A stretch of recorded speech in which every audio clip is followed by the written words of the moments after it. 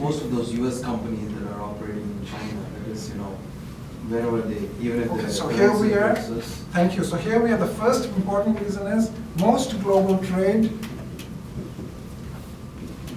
is intra-industry trade. This is a huge, that's there but not significant. Most 70% of global trade is, components from 125 components going into the Dreamliner. And so what you have here is that the trade deficit is not going to change. Basically it's not a good thing. Suddenly the parts coming from China are going to be 35% more expensive. That's going to make the Dreamliner more expensive. So that's not something we want. And so what you have here is that you have to remember this. This is most trade is intra-industry trade. It's not a good thing to have a component of your final product going up. Another one is that goods lost will never come back. Typically never come back. So in other words, even if China were to get its currency stronger by 35%, it's not clear that we will start making underwear and shirts and bed sheets in New Jersey. It's not going to happen. It will come from Vietnam or Sri Lanka or somewhere in Africa. Africa is kind of just sitting there doing nothing, so to speak. And so the trade deficit is not, it's going to come from another country. And the most important thing for guys like me, by the way, is the capital inflow from China. Will disrupt, this is a huge one. This actually keeps me awake at night sometimes, believe it or not. Will disrupt capital inflow.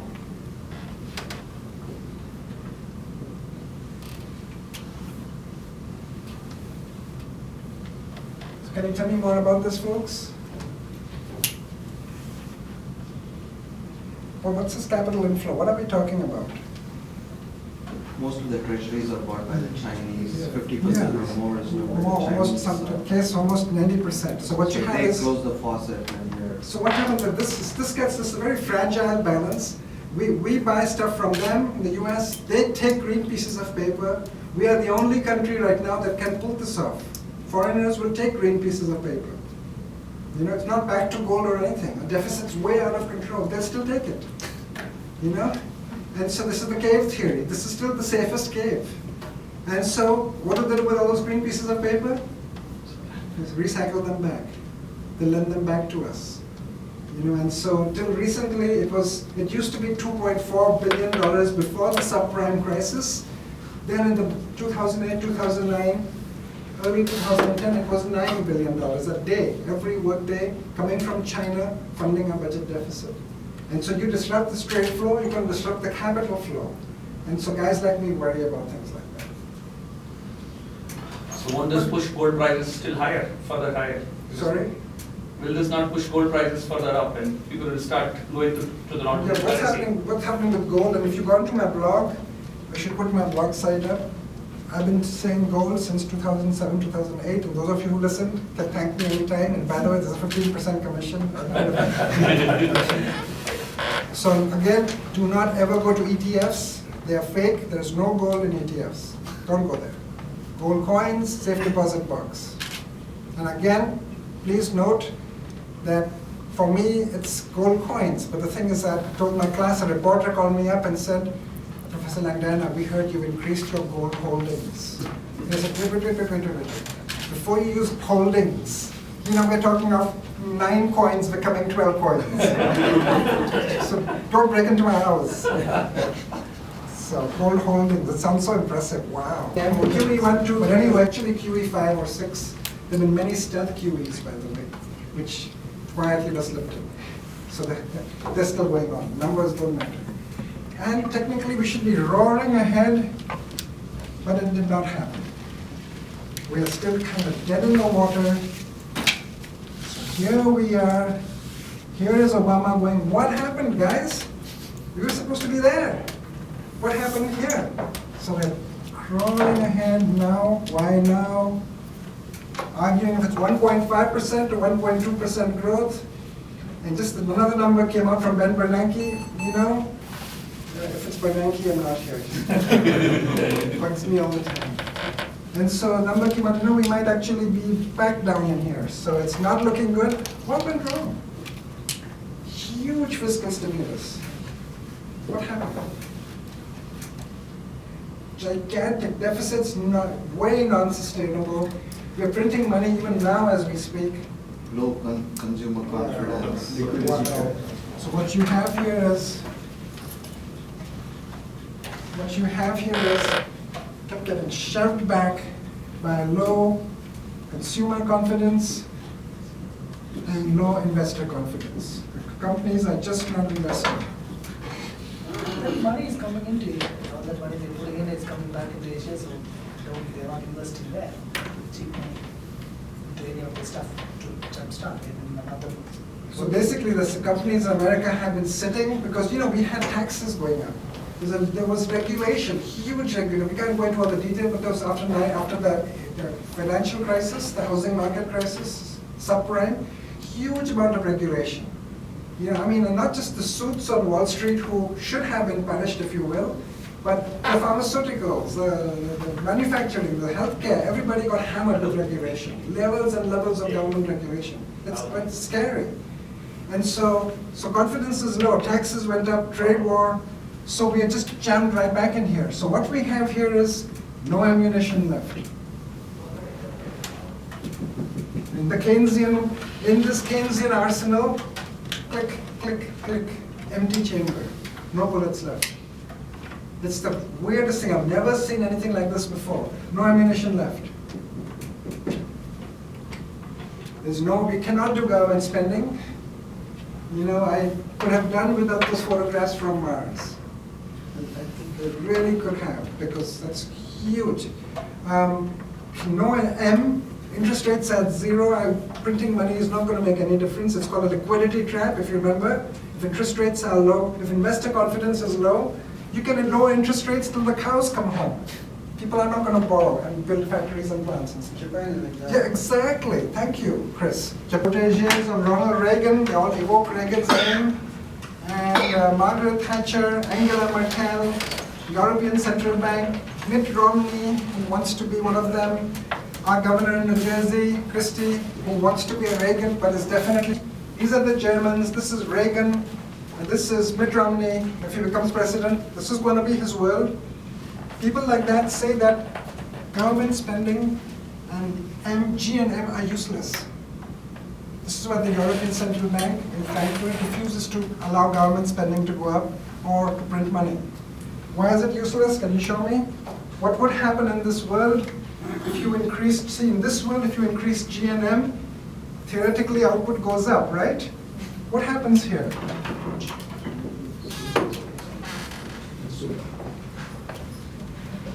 Only inflation goes up. Only inflation. You only get more inflation.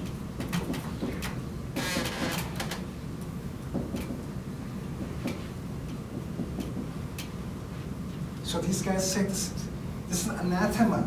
Increasing government spending, increasing money supply, anathema. It's a waste. Mr. President, what did you do? You went mad. You increased government spending. Only 12% of the spending in America went into good stuff. The rest was squandered, given to the states, who balanced their budgets. And it could have been in productive stuff, but most of it was wasted. And huge M, they're saying, no, wasted. What do you think people like this will say? They're saying fiddling with the aggregate demand is anathema, wrong, useless, don't do it. What's the only thing that works for them? Productivity. Yeah, talk to me in terms of diagrams, please. Yes, shift the supply. Shift the supply to the right. This is, stop messing with the demand, shift the supply. And what would they be called, people who believe in this? Europeans. He's on fire today. You're not Northern Europeans. Please note, the Italians, the Greeks, they're all like this. Are you kidding me? We need to spend G. Allow us to print money. What the heck's wrong with you Germans and French? And they're like this. No!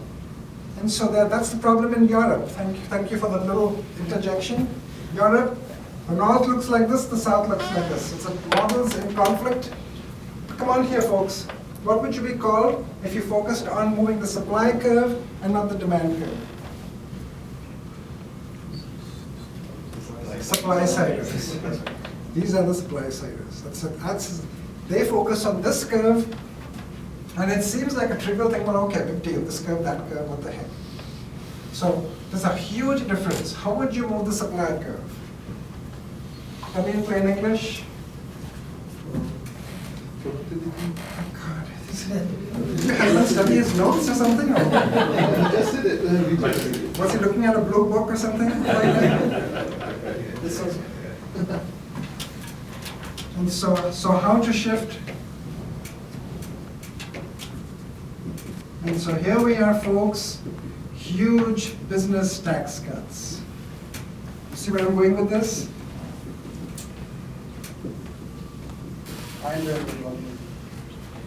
Yeah, Andrew. So Mitt Romney is telling the world he read her book.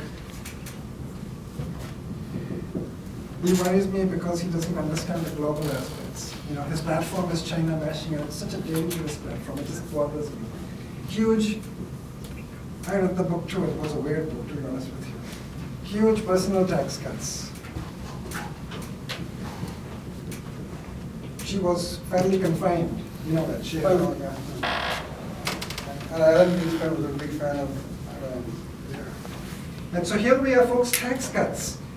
So these guys believe in not giving money back to the businesses. And here's a big one, deregulation. Letting government out of business, deregulation, which will free up your innovation, which leads to, as was said here, increase in productivity and increase in technology and innovation. And they are saying, we are the people. It was many successive administrations of deregulation, low tax cuts, that finally brought the perfect storm, Netscape browser. Till the Netscape browser happened, there was no IT explosion. Netscape browser, and suddenly the internet explodes. Before that, a bunch of geeks used it. After that, can't do it, of course. The whole world changes. So, what do you think of this? Can Obama take this on the road?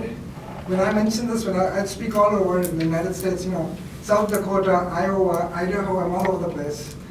I put this there and somebody in the room gets all upset. Deregulation? Yeah. Who is this man? Excuse me, have you, deregulation? You can't trust those guys. He's listening to Goose Fever. What? What do you expect? What? He's listening to guys like Well, yeah. So here we are, in other words, when subprime crisis sound familiar to you after what happened? How can you say deregulation? And you know, it's tough. You know, I was telling my students, when I'm speaking, people come to me and say, you know, for a professor, who bailed us out when my wife fell sick and we couldn't make the payment and we lost the grocery store? Nobody. We lost it. I mean, who bailed us out when, you know, I lost my job and we couldn't make the mortgage and we lost the house? Nobody. And here you have these $10,000 suits who are getting bailed out at taxpayers' expense. They got money at 0%. They let that out at 6%. They gave themselves bonuses, 35,000 average. And they're going to, that's what asking me. And they're pointing to me, you know, you guys in the Northeast. And I'm going, no, don't include me. I have nothing to do with the subprime crisis. I'm not a $10,000 suit, and I don't have gold holdings either. And so it's there's a simmering discontent that those guys who caused it kind of weren't held accountable. So Obama cannot take this on the road. And the country, he's not a tax cutting guy. For whatever reason, unfortunately, he doesn't understand the value of tax cuts. We are going through, we're going to hit a tax cliff. In January, taxes are going back up in the US. So there's this fiscal cliff, you probably heard about it. It's coming, January 1, the Bush tax cuts, come back up. So basically we have this weird situation in the US, out of ammunition, lead in the water, politically, not gonna fly.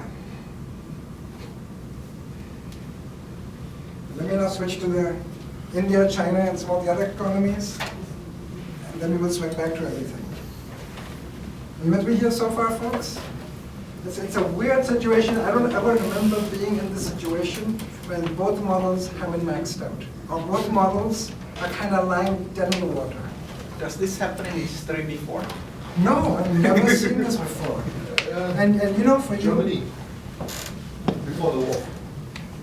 for you though, initially, there was a sense of exuberance when all this was happening, like, wow, you know, it was like, you know, the weather forecasters, when a great storm was coming, they get all excited and happy, like, whoa, this is going to be the biggest event in the last 200 years.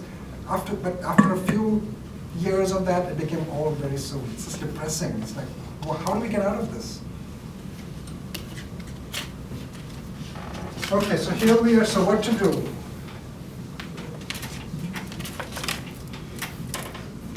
So China, India, China especially, the G, there's too much G.